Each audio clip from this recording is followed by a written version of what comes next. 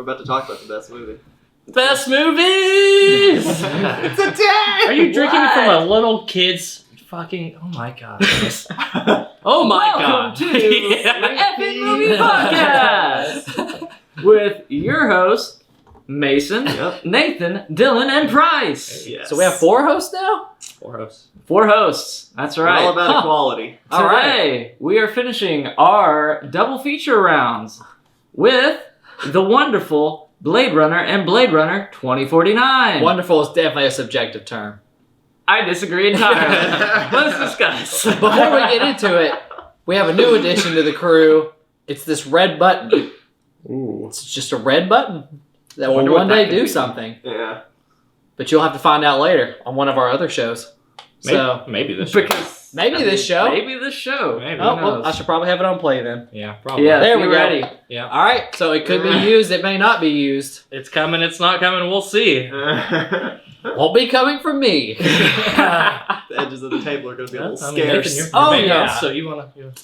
All right. Well, let's just get into it. We'll kind of briefly go over what these movies are about. Doing With these summaries double for both? features, we've been, for the most part, kind of hitting the first one, then rolling into the second one. Blade Runner 1 is a much older movie.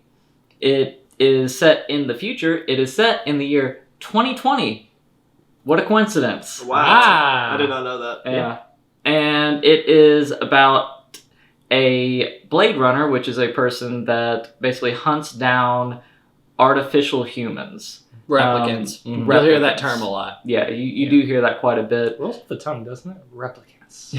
Yeah, I think it's important. So this is following our main character, the Blade Runner, as he is trying to hunt down 4 rogue replicants. Replicants aren't allowed to be on Earth.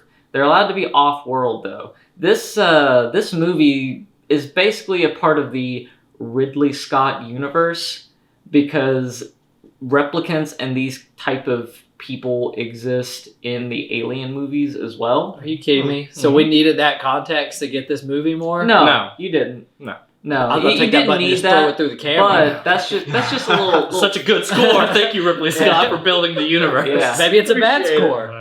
Look, it's all about that universe building, and boy, does this one spend a lot of time building. Boy, does it. Building and building. Oodles. So much. Oodles and poodles. So yeah, this is a lot of just the interchange between the Blade Runner, the people he's after, this woman that he finds attractive, but is also a replicant.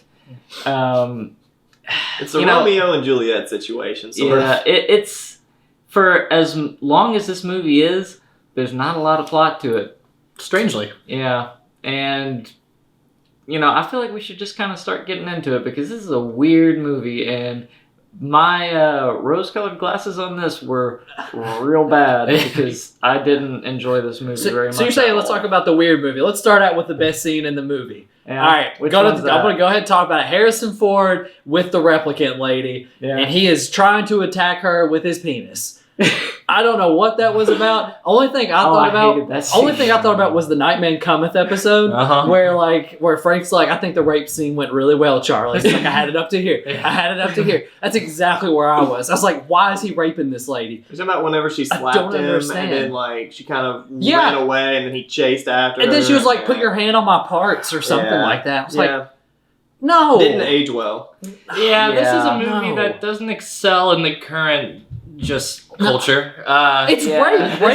This is Rape supposed to be 19 one of those things where I'm sure in the time it was supposed to be like she definitely wanted this to actually happen, and he just had to make it happen. I mean, it is young Harrison Ford in like the 80s, so that's kind of like his time to shine, but that's not excusing rape at all. That's saying that's That- probably the perspective they had at the time.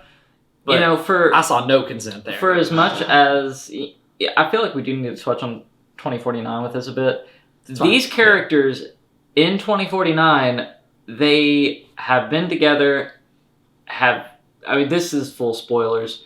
They have a kid, and it's a very big deal. And the kind of The lore. the lore and the cult following around this is very pro these two being together. Mhm. Which is weird because the moment in which they I guess, kind of admit that they do genuinely like each other is very rapey Yeah. and really uncomfortable to watch. It sets a bad precedence for the whole relationship, and then Yeah. like that's the core. Like, if there's a silver lining plot to the whole movie, it's their relationship essentially Mhm. to both Yeah, movies. Supposed For to sure. be, yeah. Right, and it being said on that really sets a weird thing. Here's my big strange thought on Blade Runner, and kind of paralleling it with Conversation on 2049, as we'll continue to beat on Blade Runner a little bit more. Is that 2049 may be actually better without Blade Runner, the original. Ugh. I think you I you agree. don't know a lot. You miss a good deal. Now, here's the thing. And Blade Runner, and I'll stick on this one because we're going to be doing the back and forth a lot, and I'm trying to avoid that. So, in Blade Runner itself, I think the movie does a really good job of introducing a really interesting world and lore bit and all of that to it. But you look at it as the character, the story piece, and that part of the narrative of the movie, and it's not strong. I mean, it really isn't. Like Harrison Ford, it takes a lot for me to not like Harrison Ford. I grew up as a Star Wars fan and an Indiana Jones fan and everything that pretty much Harrison Ford's been in, pretty much. And in Blade Runner, he's just kind of there. He's not really particularly charming. Yeah. He doesn't feel particularly awesome in this film for any reason. He's just a plot device.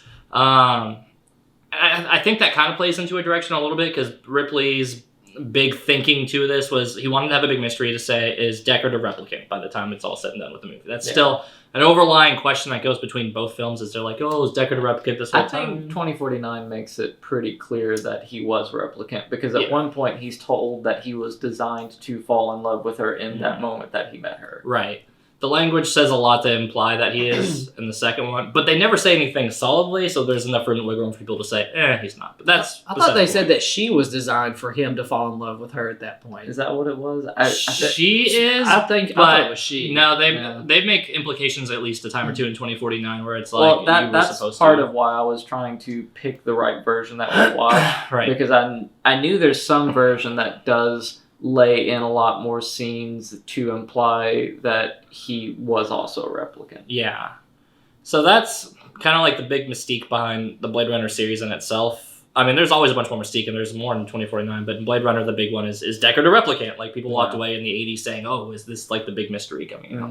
And I'm like, if he is or he isn't, I mean, that's kind of fine either way, I Yeah, it guess. doesn't I'm really matter like- at that Yeah. point. So Yeah. it took 40 years Right. to sit there and be like, all right, let's spin it again. Give these people an answer. Right. I disagree. I do think that Harrison Ford was better than just a plot device in the first movie. The only thing that I had issues with was those like genuine 80s like throwing the punches and like the whenever that guy at the very beginning that like shot that dude that was interviewing him. Yeah. That was one of those 4 or 5 The four replicants. replicants, Yeah. yeah. So whenever he had his fight scene with him, it was cringy just how like bad he was like getting like knocked around. He was just like the worst Harrison Ford acting I think I've ever seen. But I did like how monotone, and I think he was a replicant just from the very beginning, just because he was playing this weird detective. Like he was almost emotionless anyways. I liked his character even whenever he first laid eyes on that girl that he fell in love with. I don't know. I liked him, I guess, more in the first one than I did the second one. I just don't think the second one gave him enough. Obviously, it was more towards Ryan Gosling. Oh, yeah. Yeah, he kind of showed up almost as just Two-thirds of the way in. Yeah, and 2/3 of the way in, and even then, even then he he's was a still pretty prisoner. plot device. almost. Yeah. He was just sitting Oh, there. yeah. But yeah, I don't know. I think, I mean, I could keep going on about the first one compared to the second one if you guys want. Yeah, but let's try to have some focused discussion on the first. Mine is, I mean, you're saying more focus on the first, but this is a main gripe I have with the first and the second, is that I didn't buy the underlying premise of the whole story. I don't like it when, even with Star Wars, I absolutely hate it when they do that text crawl and is like, I hey, knew you know you how would this not like movie that. left off? It's completely different now. And what changed the story is in this text crawl, and you're not going to see what happens. Like, again, this is not spoiling anything because it was in the trailers for it, but in Episode 9 Star Wars, it just says, apparently in the text crawl, like, Emperor Palpatine is back alive. And you're like, what? I want to see that. I want to know how that happened or Yeah. how, like, what that means. But let me finish real quick because I know you're going to tear me apart. That's fine. Nah, I've just got a point. Oh, okay. But go ahead. But in this one, it's like replicants are like, you all can correct me right now if I'm wrong, but it seems like it's like replicants are evil and like the government wants to take them down. Replicants No? basically They went through a reform. they kind of realize and develop emotions and things like that, and kind of realize their own free will. And then really the bad guys are the humans, because the humans have like made this new living thinking creature and are using them as slaves. Yeah. Very explicitly as slaves. They even say that that's what they're doing. Right. Like the big character flaw. So between background lore between Blade Runner and 2049 is, as far as the replicants go, it's like Nexus 3s or 4s or whatever is like the old brands in Blade Runner. And essentially the development between there and there is that the tech company producing it, the Wallace Company or whatever it is by 2049, had essentially said, okay, well, we wanted to get as close to human as possible, but we hit a point where it's too human and it's like not great. And obviously you see that by how crazy all the ones are at the end, where they're just being free-willed bots. And they're like, okay, so by 2049 we need to get them to a point where these are our slaves. Like these are the people, like they are here to serve us. This is our job. This is the thing we're doing. In 2049, and you kind of get that premise a little bit from, obviously Joy. No, which one? Love. Love is the main like protagonist when it's hunting around with Kay the entire time. But yeah, she's be abiding by Jared Leto Wallace's character by like a dot. Like anything he says is what's the word. There is, to your point, the big in betweens where it's like I wanted to see this stuff going on. There's actually 2 YouTube shorts that are like little short films or something like that. And I'm not saying it's the best way to do it, but they did actually put it out. They did 2 YouTube shorts that talk about 2 things leading up to 2049. There's like, they're both named after whatever years it happens, but one is the blackout that they're talking about. That's what I consider homework. Yes. Now, that is. Am I saying it's great or better? No, but I'm saying it exists. That's extra credit when you're already acing a class. Listen, not agreeing with it and saying it's great, but if you like it, then it's extra stuff that you want to go watch. Sure, that's like. But I watched 2 hours and 40 minutes of this movie, though. Yeah. But all right, do you get the film without it? You absolutely get the film without it. Well, I mean, do you? Then that's the point. Yeah. I still feel like it's pretty important because it's talking about like all this stuff that happened when the blackout happened, and they keep referencing the blackout when the movie doesn't give it to you. Yeah. That's inside the movie, at least. I'll give it credit. It was 40 years between. Well, actually, it wasn't because it was like 2020, so 2030. No, okay, so 30 years between. Yeah. So like anything can happen in 30 years. I can get that. So, right. I wasn't as much. So we're straying more towards talking about 2049. Right. Do we just want to go ahead and just go to it? I feel like we're, for the most part, going to be bouncing around a lot because... As I talk about 2049, I'll think about something that happens in relevant to I mean, these 2 movies reference each other quite a bit. Right. So which is why I felt like it made sense that you should watch both of them. Yeah. I agree. At the same time, the first Blade Runner, it's not very good. The whole thing that we've talked about with Quentin Tarantino sitting on scenes, he did not do it like Ridley Scott did with this movie. Mm-hmm. I'm glad that everybody else felt that because that was my big gripe of the movie, and my score will reflect that. That like it's like they'll stand up and then just like walk away, and it takes forever. Yeah, and like Tarantino like has these long things to like do character development, but like these long scenes like didn't do anything. No, they didn't develop the characters at all. They served nothing other than just to like let you see more of the world at best. Which like is what at I was the best of times, there was more of them walking around in the streets of like Neo Tokyo. I don't know exactly where this is taking place, but it is somewhere. It's supposed to be LA. LA. It's supposed to be LA. It's LA both times still, but it's conceptual future LA. At one point, it said LAPD. Yeah. On the badge or something. Yeah, I missed that part. But it's also Tokyo. I disagree. Yeah, basically. Mostly. Because I liked the first one. I thought it was wholesome enough to where it got the storyline to you. Mm-hmm. It did hang on certain parts, but I always just chalked that up to... It was 1982. Mm-hmm. I mean, 1982... Lawnmower Man was, around that time, and I know. And I'm not trying to sit here and compare it because it's loads different. Right. But 1982, I think you can get away with sitting on some of those scenes a little bit longer. You're in a kind of a... Because people don't have anything else to do. Yeah, we don't have the internet yet. You spent so much money making all this stuff. Why not let people show take a look at it? Show it to them. So, and this, it does have a lot of detail in it. Yes, it does. They definitely put a lot of work into making this very different future. Yeah, I feel like I gained more knowledge from the first one, loads over how much knowledge I gained from the second one, if that makes sense. Would you guys disagree with that? No, I agree. I think that here's my big thing with it. Like, and it did it in a lot less time. yes, Blade Runner does an excellent job of setting up the world, the universe, and everything there. Like, Yeah. I love what it does in that way. But as a movie for I go for entertainment and narrative and for the people, it doesn't excel in that part. That's a 40-year-old movie. Yeah, and I'm sorry. A 40-year-old movie's not going to hold my attention like a new one would. I'm not going to a movie to learn. right. So You're going to learn if it's a dystopian. now, if you future. tell me, you're like, Yeah. all right, here's the thing, you're gonna Mad Max, you didn't. You learned real quick Yeah. what that world was about. Yeah, you still learn. And that's all you need.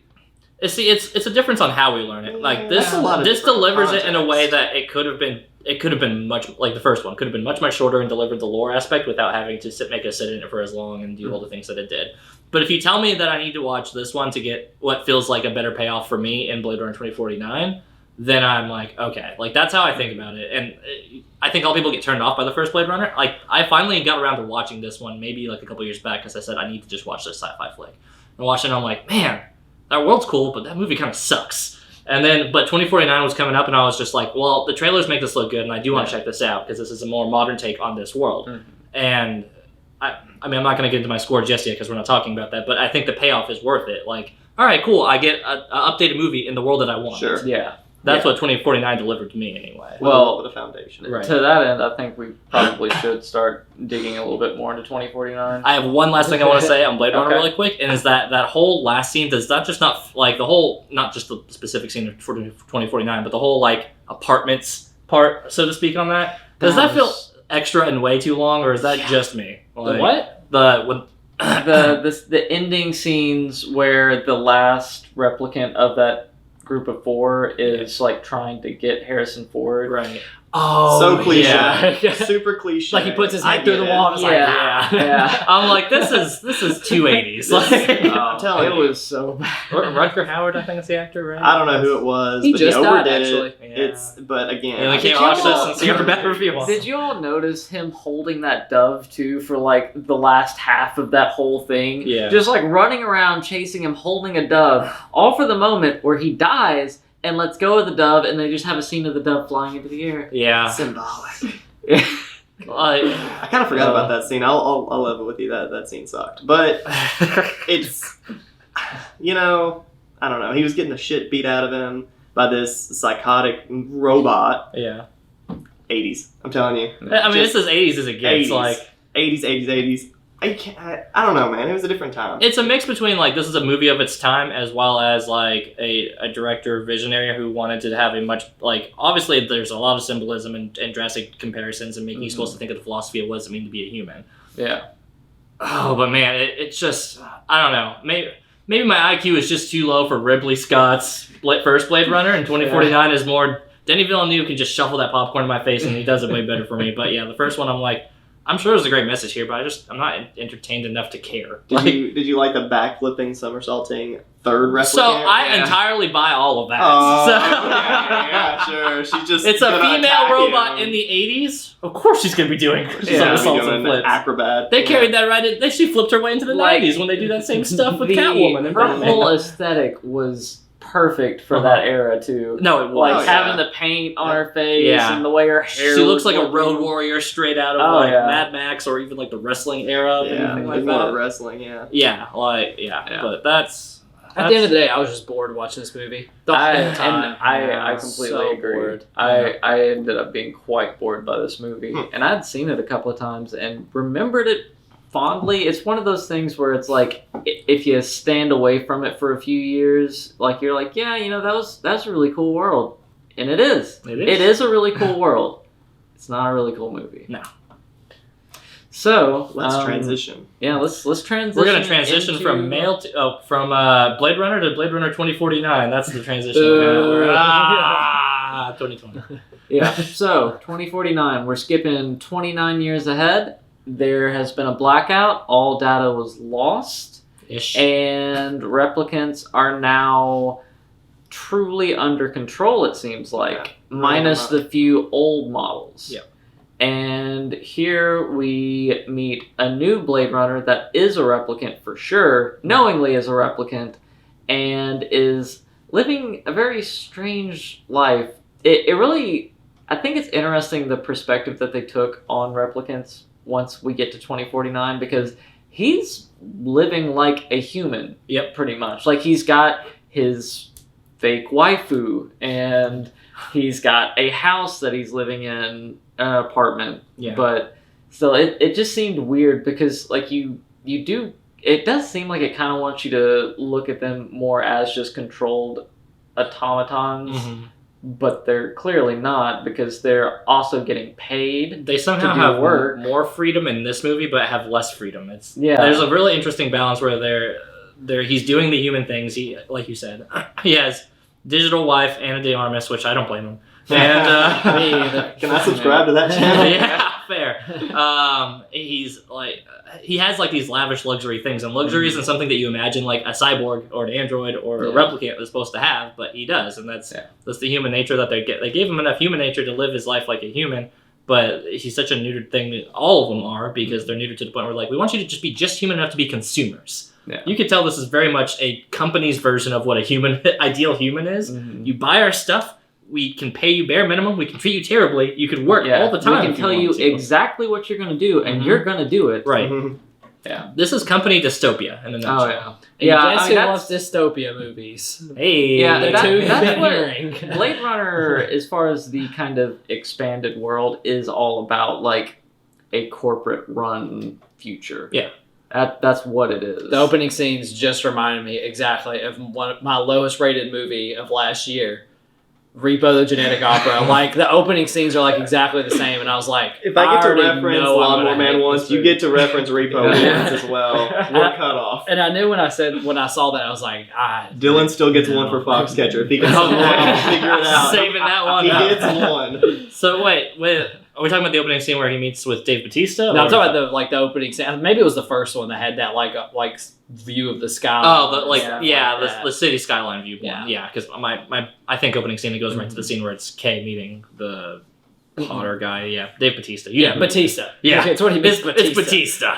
You know who he is. I really do like how 2049 opens up. I think that's really cool, kind of like just showing this somber, bleak world. Mhm. And It's so much less bright than the first one. Like the other one's like Yeah. dark. Yeah. Like it's Yeah. dark with the lights on, but this is very much like gloom, like Mhm. smog. Like this is what happens when corporations keep ruling the world for another 30 years or Yeah. so. Like well, and you know, it opens like that, but this movie has a lot of very powerfully colorful and beautiful moments to Mhm. it. Like that one Japanese girl, like towards the very end, she's like, "You're sad." Yeah. Like that was really vivid pink. Mhm. You know what I mean? Like so I get it. Yeah, there's a lot of strong color palette to this, but it does open in a very somber way. And I don't know, I really like that beginning fight too. I like that whole first scene, like where it plants the seed really perfectly for the rest of the movie, where he comes in and they're sitting there and Kay is like, you know, I would like to take you in if I could, and you know they're playing it out, and you know, like Dave Bautista ain't going in. Like Yeah. you don't hire Dave Bautista to go in quietly, like. So seeing that whole fight scene, but even just seeing them displaying like, oh, this isn't like Kay is clearly a replicant and clearly a newer model, because there's no reason Ryan Gosling is ever winning a fight against Dave Oh, yeah. Bautista, but like Yeah. you're like, oh, newer model, yeah, they probably inserted him with some super hydraulics or something.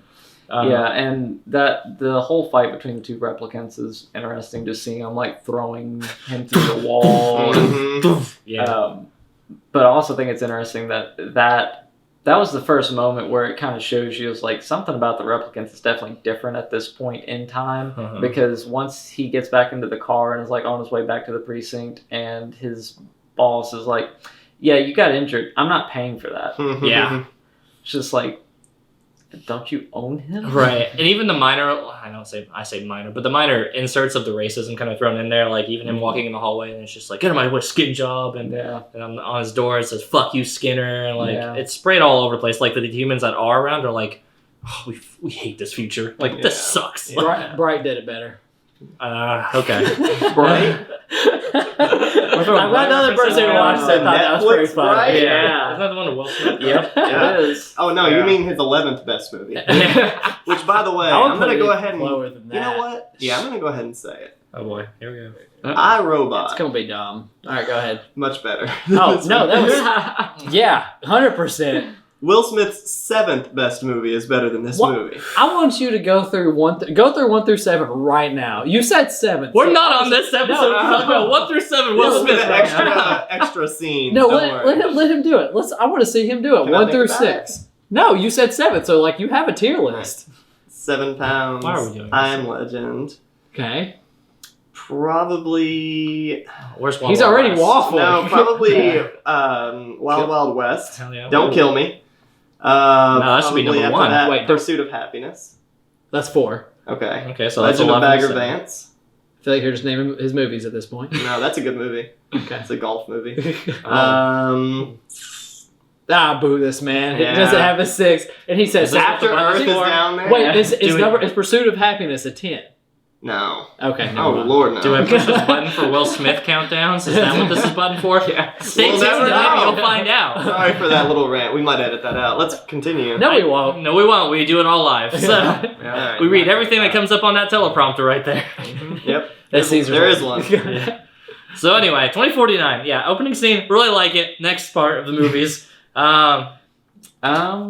We'll leave it. We talk a lot. No, for this. there's- they're going to criticize us for so- talking too much. So Yeah, we'll- they Okay, are. so here's the thing. This movie, the reason why I think it's so dry is because Ryan Gosling is the lead. Ryan Gosling, I understand, is a replicant through and through. From the beginning, you're supposed to know that. You know, they incorporate it. Ryan Gosling plays the exact same part in this as he does in Drive. And that part, he is 0 dialogue from his part. It's all monologue from other parts. So this movie, for him to play this emotionless person, I guess is perfect, but in a certain way, it also is the most aggravating part that you have ever seen, that I have ever seen. Mhm. Because he'll go around, that fight scene was cool because there was a fight scene. in it. Yeah. The monologue was awful, I thought.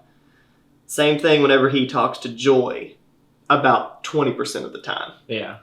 Same thing whenever he talks to, is it Love? Is that like the Love's the main main girl bad who's bitch. doing like the Yeah. missile launches Yeah. and stuff? Yeah. Okay, so that's Love. Fair enough. His part, I get it. He's just this robot that is being told what he's got to do. He's getting the job done left and right. That's fine. It's not an appealing part, I don't think. Guess it's not supposed to be. Yeah, I can understand that because he definitely did it well to be this like just obedient person. Yes. Right. Because even like you kind of just see him. You do see him slowly starting to break though, as he's starting to think like, am I? okay. So the next we the big baddies? spoiler here is the child of Harrison Ford and I can never remember her name from the first I movie. think because of the R. What's it, Rachel Rachel? is the Rachel is Rachel's the Rachel. daughter. Rachel! Oh, okay. Rachel's I the think one it who's was born, an but it's actor. not the person who's the mom. Yeah. Okay. Well, I in thought it was any Rachel. case, I thought it was Rachel too. Maybe I may be getting that. at mixed So up. one getting that point- phone out. Yeah. We get so much shit from Mason having his Yes, phone we on this do. podcast. Mason, you have it out of the What stream. is that? You're playing a video now. Edit all of this movie. Cut the whole video. We're reshooting the whole thing. okay. So That's a new as I was saying, Yeah. there is a point at which Ryan Gosling starts to think that he might be the born replicant, Right. which is a very significant thing to the story because That's what the whole story's about. it's all about this. And he has these memories from his childhood that he actually finds evidence of in the real world, which wouldn't make sense if you were a created replicant because you're created as an adult. But you know, this all is to basically get you to think like, oh, he's the one, like it's him, and like, oh, what a cool twist, it was him.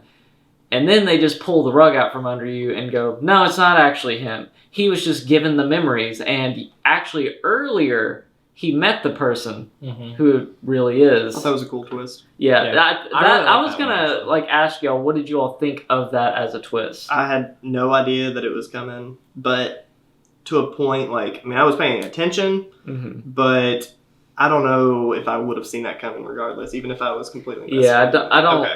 like. It's not something that I feel like you're gonna see coming, but like as soon as it happens, you're like, oh yeah, This yeah. is 29 checks out. years Yeah. later. They did have a child. Yeah, I get it. There were 3 things I liked about this movie. First one was that twist. I liked the twist. Second was Jared Leto. I thought he was awesome. I liked his character the most out of any of the Blade Runner movies. I thought he was the best. And the third, I really liked that fight scene with the water rising and Harrison Ford's in the car and stuff. I thought that was really neat. And most of the time, 3 things sounds like a lot. That sounds like a lot to like a movie for. This movie's 2 hours and 47 minutes. 43 minutes. 43 minutes? I don't care. It's over 2 hours and 40 minutes, whatever. No, if you add those YouTube clips, you tell us that we have to watch. Oh, yeah. It's over 3 hours. You can check that on the Blade Runner one. Sure, okay. Yeah. But well, one of them's very 2049. You can go 50-50 on that. Alright. But beside those 3 things, the whole time I was just in a stupor, just looking at the TV with my mouth open like, this is still going. This is still going. Yeah. This movie's still going. Those low IQ people really have a hard time watching 2049. So anyway, here's the big thing with 2049 is that the twist. The twist is sweet, like absolutely, and it's the first time you get an extremely human reaction out of, again, still very much a replicant. Like whenever not even before he finds out the twist part on that part. Well, let's go back to the beginning when he starts to suspect it, and he kind of confirms it to himself by talking to the memory person who is the actual like born replicant. Which, side note, we didn't do any summary on the whole movie plot on this. The big reason why... It's the exact same. So Wallace, more or less, it's the same thing. A Blade... Same shit. You're telling me a robot's hunting other robots? That's the same movie. So. But there's a child involved. Right. So, a child implies that it's a young child. Yeah, But the whole plot that we're... No, let me cover this. The whole plot is that they're searching for this child... And the great But why is the child important, Yeah, though? well... Okay. Because of 2 replicants, we're not able to... They've never been able to reproduce, but now So the corporation guy was like, let me make some reproducing robots that can make me twice as many robots now. I can't print them fast enough, man. We got worlds on worlds. Well, and so the Wallace character and his company, like that's one of the things. Like he is desperate to try and find what was the name of the previous company? Ryle something. Tyrell. Tyrell, yeah. Tyrell Corporation. Yeah, so the Tyrell Corporation, really which previously produced the replicants back in the original Blade Runner, they, by the end of it, the person that founded it, the CEO, he gets murdered by one of the replicants. That's part of the end of it. Yeah. The Tyrell that's kind of company, important. He just got the mountain. Yeah. By that one robot. Oh yeah. Yeah, we didn't talk about that part. No. I mean, we've watched about 6 hours worth of movies. It's a lot. It's 6 hours of Blade Runner, guys. You'll excuse us. It's been a haze. There's a lot. A whole lot. And I like half of these hours. So. Yeah. It's hard to forget when he's like crushing his eyes and it goes on. Oh yeah. Anytime I've ever seen that in cinema, it's hard to forget. Yeah. But yeah, so the Tyrell company basically collapses. And the Wallace company buys it out. But one of the last secrets that the CEO of the Tyrell company developed was replicants that could reproduce. Replicants that could... And actually have babies. Yeah. They all could bang. And they all could like Wallace wants that. He wants it back because he knows once he has that... I mean, ultimately the story goes from there to why do you need humans? Yeah. Wallace is like, why would I ever have humans when I could have reproducing robots that follow my exact commands? Yeah. I really do want to, like, I don't encourage whatever to watch the Blackout, and it's an anime one or whatever, that's, like, interesting and cool. But I think we really do want to watch the Wallace video where it's just kind of him introducing, like, the new models. Like, it's set earlier. Yeah. It's like 10-15 minutes. It's a cool clip. So you guys have a lot of fun with that. Anyway, so right to that point. Right. So going on this twist... This child is actually a 29-year-old girl. Could not figure out her name, by the way. It was Rachel, the mom. Oh, mom's Rachel. Okay, so I forget what the girl. Yeah, I can't remember which is which. Yeah, I was with you. So 6 hours, whatever. The best twist of this movie is the fact that Ryan Gosling does see her previously, but you don't know who it actually is. She's in this weird bubble. Yeah, quarantine they bubble have this that doesn't want to whole get touched. story where she can't be around people, basically like Bubble Boy, but she's Bubble Girl. Sick because she couldn't go out or whatever. Yeah, but talk about a Jake Gyllenhaal movie that I'm going to suggest. so we're not getting into that. No. So anyway, Jake Gyllenhaal? No. Really?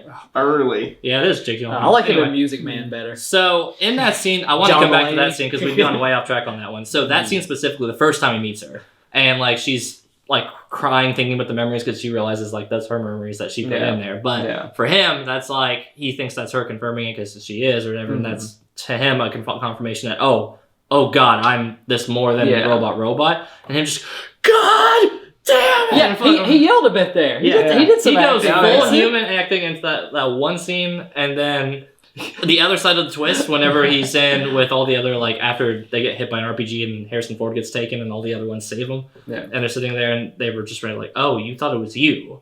Like, I love that scene. Both sides of the twist where they kind of give you the idea and then the execution that it's him and not him. Like... Well, and then it also implies that...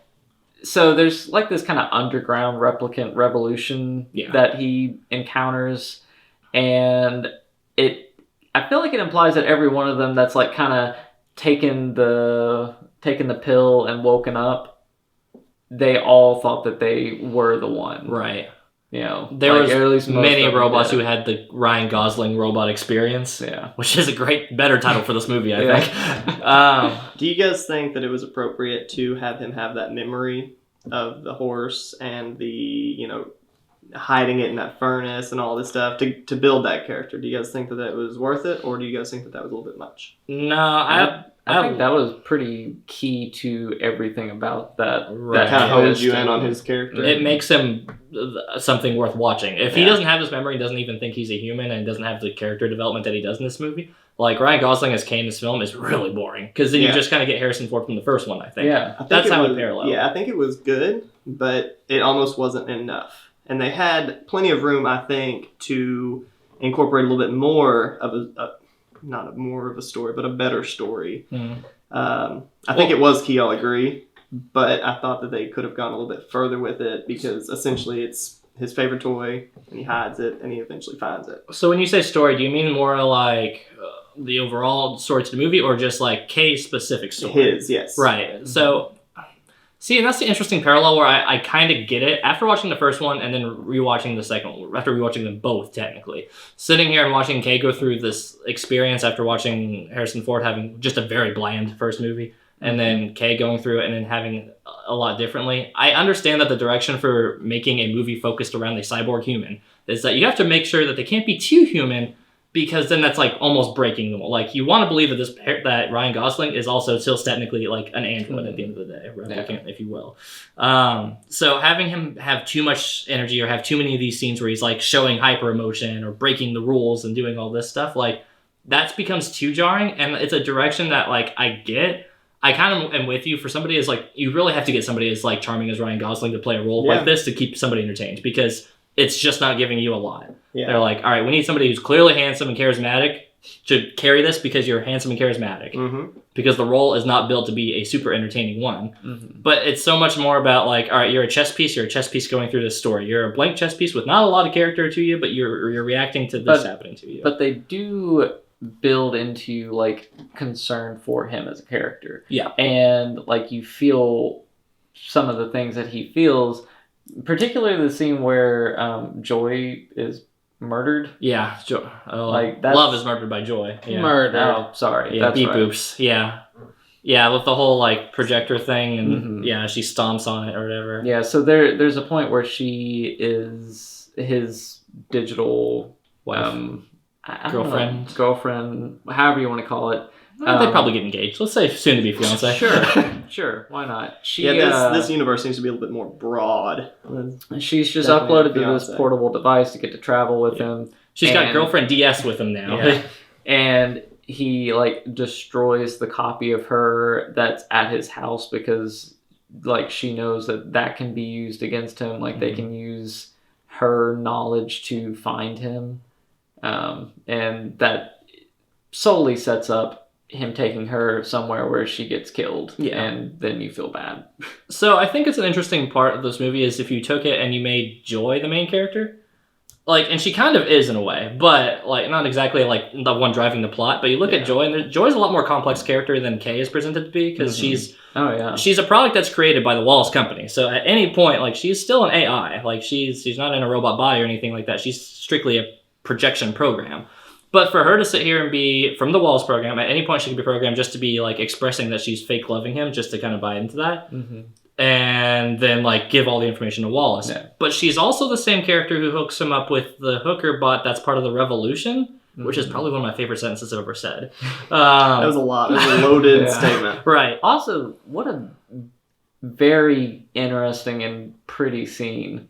I felt like the crossover sex like scene? constant. Nathan like, thought it was just- pretty when the robots were banging. Yeah. Yeah. Like it was such No, it was an super interesting interesting, use was, of like you just have this Snapchat constant like filters. kind of phasing back and That's what it forth was. between Snapchat the two filters. people. Snapchat filters. Like they did it really well. I thought Yeah. it looked fantastic. He's trying to explain it, but it's Snapchat filters. It kind of is. It's like a transparent, like cut. All right, so it's super hyper 2049 face swap. All right, but Yep. with like a whole body. But it's shot visually. It's done super. It super is well. cool. Oh yeah. Say what you will. Like Like, there's yeah. so much of this movie that it's just like beautiful to look at. Like very good looking. I know that's going to increase your score by a lot. Yeah, that's no secret. If you've watched our stuff, just hit the button. What does it mean? We don't know. We'll He find won't. out soon, maybe.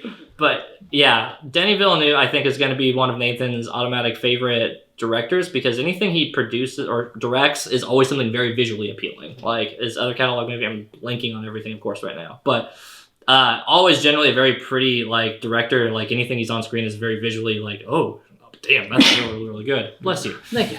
So What are your scores? no, we've got another hour. So I forgot about Yeah, Hancock. but we watched 6 hours. We have to talk. Yeah, we about have this 6 for a hours. Let me put my Blade Runner face on. okay, good talk. We Joy- do need to get into fat, thin, and perfectly fit as well. They're all fat. Agreed. Well, Moving on. No, we skipped over that segment for the doubles. Yeah, for this that's point, true. so- Oh, that is true. Yeah. But they're We just fat. needed to push that envelope a little. I won't argue that they're fat movies. Yeah. Oh yeah. Yeah. They They could be shorter. certainly could be. Blade Runner 1 especially, but Yeah. That's it. Blade Runner 2 especially. Really? Absolutely. I think Blade Price Runner could be 2. shorter, but Absolutely. here we are. So, That's fine. That's not the argument. um, I'm fine with I going know- first on scores. I know. if we need Before to. we get into scores, I know there's something else I want to talk about in 2049, but let me think of it. You've real been quick. Do you doing want to a go lot. watch it again? I mean, we can. Let's do it live. We're not going to put Bet. you through that. Well, Bet me. You don't want that. We don't want that. That's One true. one thing I was going to mention too, whenever we were talking about Oh, dear how Lord. Love's character is like has a lot more depth. Uh The scene where he like kills that newly born, Oh, the newly born robot lady who drops Yeah. in. Yeah. and he- like she actually had a reaction to that. Like she Yeah. seemed bothered Scared. by what happened there and Right. afraid. No, yeah, Joy watching him just kill that robot that he just made because he's just got this huge god. You should be about this part. This is your favorite character. I told you I like Jared Leto. All right, then talk about his scene. I don't want to. I want it to be over. Oh, shut up! It's never over. This is your life now, Price. Look, Gosh. this is the Blade Runner one. It never ends. It never ends. That's the. Can't you wait spend for them your to make another entire movie night. in 45 years. This whole conversation makes out of been looking at each other. Just come on. All right, fine. You give it a 2. He gives it a 2. That's great. So anyway, we're gonna talk about this movie some All more right. because they tuned in for a review. Yeah. So watch the review and review it. You sad animals. Fine. All we'll give it a right, score. all right. We can go into God. scores. Thank Get you. yours out of the way. You Alright. put it at a 3. He puts it at a 4. Close. Five, You know, probably. let's start with Bryce. We're starting with both of them. Let's go. Nathan's the host for tonight, so let him do it. No. Let him do it. But yeah, I'm going with a 3 for the first Blade Runner, and I'm going with a 4.5. There we for are. 2049. 3 for Blade Runner 1, just because I was bored the entire movie. Honestly, there wasn't much redeeming to it. I didn't like it. It's just for me. Again, it's one of those. Unlike Repo and Excalibur, like I don't think anybody should like this movie. I know I get why people like this movie, but it just was indulgent to me. That's the one word I would use to describe both of these movies. Oh, that's completely Is fair. I don't indulgent. argue. Is indulgent. So 3 for the first one, 4.5 on 2049, just because there were moments that I liked, but the length of the movie just made it where I couldn't give it something above a 5, just because it's so long, so long, and it didn't feel like it needed to be that long. As we said, it was super fat, but you don't care what I have to say. Go ahead. No, I care. It's just wish you fleshed it out more in the video. The thing people tuned in for. That's all I got though. No big deal. Whatever. It's one of those movies. I forgot like what another movie was where I just sat here and was like, I don't have anything to say. Like I just don't. Yeah. I know. I'm really interesting. Yep. Favorite host. Maybe Donnie Darko. That may have been it. Yeah, because you had just watched it. Yeah, we watched it. Like we had said. Yeah. Yeah. Oh yeah, that's Hadn't had time to digest. a movie you got to kind of digest. That too. is. Yeah, that's a movie you got. I liked it though. I can't remember what I gave it. I gave it an award for something. I can't remember though. Most forgettable. Yeah. Probably a negative award. Anyway, tune into maybe. that video to figure out what award he gave. I remember Donnie Darko a lot more than Crimson Peak, which is the one I picked. Yeah. Mhm. So, I guess I'm just gonna go next on this one then. Yep. Blade Runner 1. It's like a 6. I mean, it's just not a great movie. It's a pretty boring movie. The world's great. The lore's awesome. The movie ain't that great. 2049. 2049 is the hard one for me because out on the rewatch on this one, this is a movie that has a lot of characteristics that I love in the 9 category. Where it's a movie that I'm like, oh, I'm finding out something new, like rewatching it and like seeing. It's the rewatchability thing where I'm like, oh, yeah, this is more interesting knowing that I have this part in my head still. Like, it has all these great things that I usually put in it. Like, the rewatch part is a big 9 for me. But it embellishes itself for way too long. I'm going to agree with Price on that one. Like, it just like its first one goes on for too lengthy. It could have been shorter. So it's right at an 8.5 for me. I really still very. I really like. I think that's a movie critic in him, where like he's like on the Schmodown stuff, and like they will fire me if I give it below an 8.5. No, I mean whatever. I gave the first one a 6, and more critics like the first one than the second one. I would say. I thought the second one was more universally panned. No, the second one was pretty bull. I don't know. We'll check the whatever. I don't care. I don't care what critics say or what anybody else says. I don't care. Fuck you. He only cares what I say. I only care what he says because he says really stupid stuff about good movies. Sometimes it's pretty funny. Yeah. Yeah. Okay. But yeah, 8.5 for the second Blade Runner. I really like 2049. Going back on it, Ana de Armas is super charming, and I think she does a great part pulling the emotions. That'd be Joy. Yeah. Yeah. Oh, the robot? The projector hologram. Hologram wife, yeah. Going back, the female bot, the actual bot protagonist. Love. Pretty threatening. The scene where she's with Laura Dern and she breaks her hand, or not Laura Dern, Robin Wright. The one where she breaks the glass and she's going around cutting people down and stuff like that. Poor Jenny. Oh, man. She's super intimidating. She's a great antagonist. How did she kill Jenny again? Jenny? Well, sorry, Robin Wright. After like the glass, she killed her. Yeah, she pulls out a that was whatever blade and stuff. Cut her stomach up. Yeah, or something. She has a sweet line in that. You know, one I just thought like that's the same way that Jared Leto killed that robot. Was slit in the belly too. And she even says herself like, "Do you want to change your score at all?" I want to change it to exactly what I gave it. All right, fair enough. Stellar. Okay, Mason can't wait to get this out of the way. So go ahead and do your score then. No, okay. So unless you want me to equal it out, okay. So the first one, pull it out. The first one, I will disagree with all of you guys. I thought it was better. I really did. I think. Strange. Do you guys know how long the first one was? Hour 45. It was average. I thought. It was. Yeah, it was. It was under 2. Yes. As the dude says, that's your opinion, man. So I think that the first one had enough of that world building without dragging you along. Sure, it had a couple weird parts. I loved that interview at the very beginning when he was asking those random questions. If you found not the wasp, that was with the girl. We know the questions you're talking. Yeah, but the Blade Runner random questions that have to go through this interview. I thought that world was great, but then having to lead up into this world, I felt like I had gotten all of the test answers early, and then I was having to sit through an entire semester all over again. Sticking the school analogies. I really am, because iRobot's better. Anyway. What does that have to do with school? It's not we better. watched it once. In school? Technology. iRobot? Oh, man, your teacher must have had a good night beforehand or something. Cells. Thanks, Interlinked. Yeah, so anyway, so getting to my score. Oh, yeah. The first Blade Runner I give a 7.5. Because, again, I don't like old movies that much, but I think that this one did enough. I really don't think it dragged on. I loved Harrison Ford's character versus Ryan Gosling's character. And I understand that one of them was meant to be a robot all the way through, and then one was like, I don't know, maybe. Supposed to not be a question mark robot, right? Harrison Ford in that first one was like a perfect detective. He was sitting there going after leads. He was conversing with people. He was sitting there kind of getting to the bottom of it. He was talking to the robots. He probably killed most of them, by the end of it. Probably. But that's fine. Loved Harrison Ford's character. The second movie, I give a very soft 6. It led me on for so long.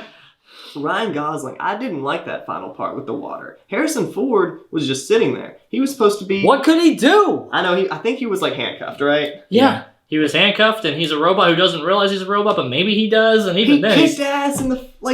I know he's older. He didn't kick much ass in the He first didn't one. kick much ass in the first one. In the second one, models are slaying things. Again, go back to the Dave Bautista K he fight. He was pathetic in the second one, which I understand. Newer models, man. And he's old. To some extent. And he's old. He's old Harrison Ford. 30 years later. Dave I'm just saying, Ryan Gosling was nothing like Harrison Ford. And I understand he was a newer robot. Okay. But yeah, so I give the second one a 6. Did not enjoy it. Way too long. Sorry.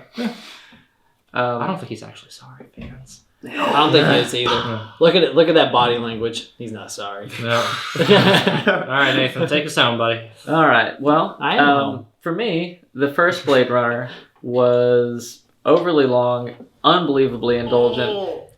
I mean, to me, the one that stands out so much is just the scene where he was sitting there analyzing a photograph, and I was like, "This sector, zoom, enhance. This sector, zoom, Yep. enhance." Yep. It was like, it never ended. It really didn't. That movie, just thinking of that scene has dropped it another half a score for me. Did you hate? I'm gonna give Blade Runner 1 a 5.5. Okay. Nathan gets sassy. And Did you see that? I kind of almost want to give it even lower, except for the fact that I do think the world was good, and I'm glad that movie existed to let Blade Runner 2049 exist, which I think is a great movie. I'm not quite going to give it a 10. Whoa. I didn't know you were even close to it. That sounded wild. Yeah. But I think it is beautiful. I think it is well thought out. I think it has a fantastic twist. I think all of the ideas of what the future could be are so fascinating. I think it's a really good movie. And for me, it's a 9. Okay. I would watch it again happily. And I just... there's so much to look at, and it's so pretty. I even, I found it where I could just watch it in standard def. That wasn't good enough. As soon as it started playing, I was like, no. We gotta up it up. I'm paying to watch this better because I want to see just how gorgeous this movie is. I got it in 4K, and actually. it really is. I got the 4K disc for the... Really? He'll give it to you. He doesn't even want the movie. Can you guys... Okay, real quick. Can you guys think of a movie that Nathan was more passionate about than this? I know he's given a 10 to V for Vendetta. I was about to say V for Vendetta. Vendetta. Was he as passionate about his point in V for Vendetta? No, he was. I would say that this movie is the most passionate he's been about a movie think so. before. Yeah, but here's the thing though. Let's go down to a tiny list of what Nathan loves in movies. we have the older movie there present. Even if he doesn't like it, he loves the world that it builds. It's visually stunning.